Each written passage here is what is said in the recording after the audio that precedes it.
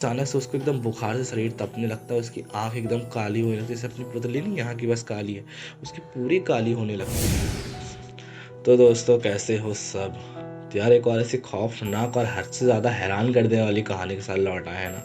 इसको सुनने के बाद तुम भी यही कहोगे यार कि जिस लड़के के साथ ऐसा बीता होगा वो न जाने उसके साथ कैसा हुआ होगा, ठीक है।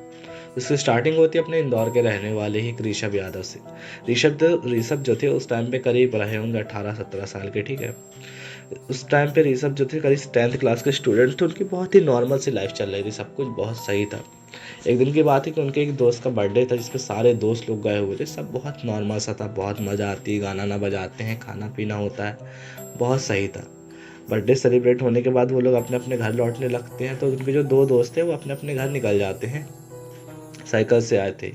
और इसको क्या करते हैं, ऋषभ को ये लोग साइकिल से रिसीव कर लिए थे लेकिन छोड़ने के लिए घर नहीं जाते हैं, इन लोग को भी लेट हुआ था तो ये लोग अपने अपने घर निकल जाते हैं। ऋषभ सोचता है यार कितने खराब है, पहले बोलते घर तक छोड़ दूंगा, उसके बाद नौटंकी कर दिया कि लेट हो रहा है, लेट हो रहा है, ठीक है। ऋषभ पैदल जा रहा था, उसके घर से थोड़ी दूर करीब मतलब 300 मीटर 400 मीटर की दूरी में ऐसे दो रास्ते थे, कैसे गया था, रोड साइड से एक कुलिया गई थी जिससे होते हुए करीब थोड़ी लंबी कुलिया थी, लेकिन जल्दी घर पहुंच जाते हैं, ठीक है। उतना मतलब अंधेरा अंधेरा नहीं रहता था, नॉर्मली लाइट रहती थी और मतलब कुछ खास घर नहीं थे वहाँ से, ठीक है, उस रास्ते से। पर उसको लगता है कि यार चला जाता हूँ यार, जल्दी पहुँच जाऊँगा, क्या है फालतू का, ज़्यादा हुआ दौड़ के निकल जाऊँगा, क्या दिक्कत होगी। ये सब उस रास्ते से जा ही रहा था कि उसको लगता है कि अचानक से उसके पीछे कोई चल रहा है। पलट के देखता है तो उसको कोई भी दिखाई नहीं देता। तो उसको ये एहसास हो रहा, जैसे नहीं अपन लोग चलते हैं तो कोई दोस्त वोस्त चलता है तो महसूस होता है कि यार आसपास कोई है, ठीक है। उसको ऐसा ही महसूस हो रहा था कि आसपास कोई तो है जो मेरे चल रहा है, लेकिन उसको दिख नहीं रहा था। अब वो दहशत में आता है, उसको फाइनली लगता है कि वो दौड़ के चला जाए।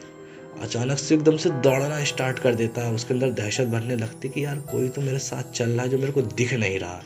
दौड़ते दौड़ते दौड़ते दौड़ते आखिरकार हाफी आने लगती है, लेकिन जैसे तैसे घर पहुंचता, दरवाज़ा खटखटाने लगता, मम्मी खोलो मम्मी खोलो मम्मी खोलो। फाइनली उसके मम्मी दरवाज़ा खोलती है और वो अंदर जाता है, उसकी सांस में सांस आती है। कुछ नहीं होता, नॉर्मल सा था, ठीक है। उसको लगा कि मेरा वहम होगा, शायद कुछ भी नहीं था, ठीक है। सोने की कोशिश करता, मम्मी लोग के साथ ही सोता था उस टाइम पे वो। सोने की कोशिश करता है, सोता है, ठीक है। रात को कुछ उसके साथ खौफनाक न भूतिया कुछ भी नहीं होता, ठीक है। सुबह टाइम होता, ब्रश करने के लिए वॉशरूम में जाता है, तब भी उसको ऐसा ही महसूस हो रहा था कि कोई उसके पास है, कोई उसके आसपास है। उसको महसूस हो रहा था कि कोई खड़ा है लेकिन दिख नहीं रहा है, किसी की आहट, जैसे अपन ने बाजू में कोई होता तो पता चलता कि हाँ कोई है, उसको भी फील हो रहा था, लेकिन कोई दिख नहीं रहा था, तो किसको मम्मी लोग को क्या बताए, ठीक है, कोई दिख रहा है। अब उसके बाद से क्या होता ना, उसको ना एक शैडो दिखना स्टार्ट ही हो जाती है फाइनली, पता है।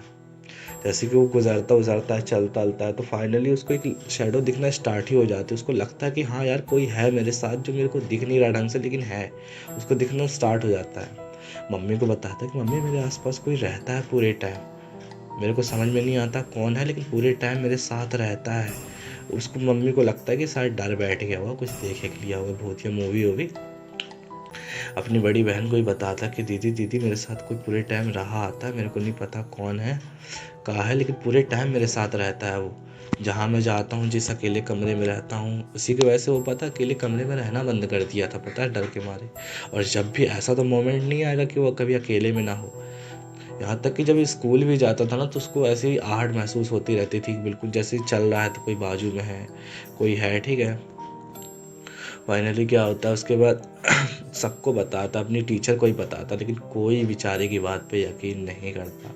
और एक रात की बात है कि अचानक से ना वो लेटे लेटे मतलब अचानक से बड़बड़ाने लगता है, मतलब कुछ भी उसके मुंह में आ रहा है बड़बड़ा रहा है, ठीक है।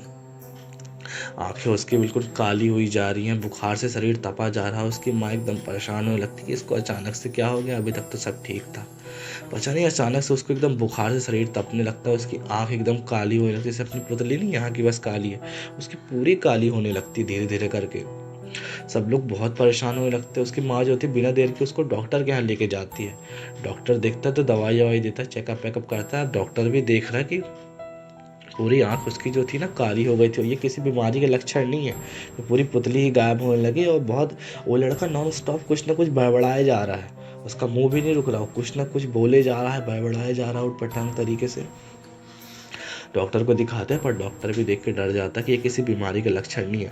वो दवाई ववाई देखता है। डॉक्टर जो उसकी माँ थी उसको बुलाए, क्या बोलता है, सुनो मेरी बात, दवाई ववाई करवा रहे हो ठीक है, पर कहीं पर इसको दिखवा भी लो, क्योंकि ये बीमारी के लक्षण नहीं है, इसको कुछ ऐसी दिक्कत भी हो गई है, ठीक है। इसको कहीं ना कहीं तुम दिखवा लो। वो लोग क्या करते हैं कि उनके जो मतलब पंडित होते हैं ना, जो मतलब घर की शादी आदि सारी चीज़ें देखते हैं, उन लोग को हड़बड़ाहट में कुछ नहीं सोचता, वो लोग उन्हीं के पास लेके जाते हैं उनको।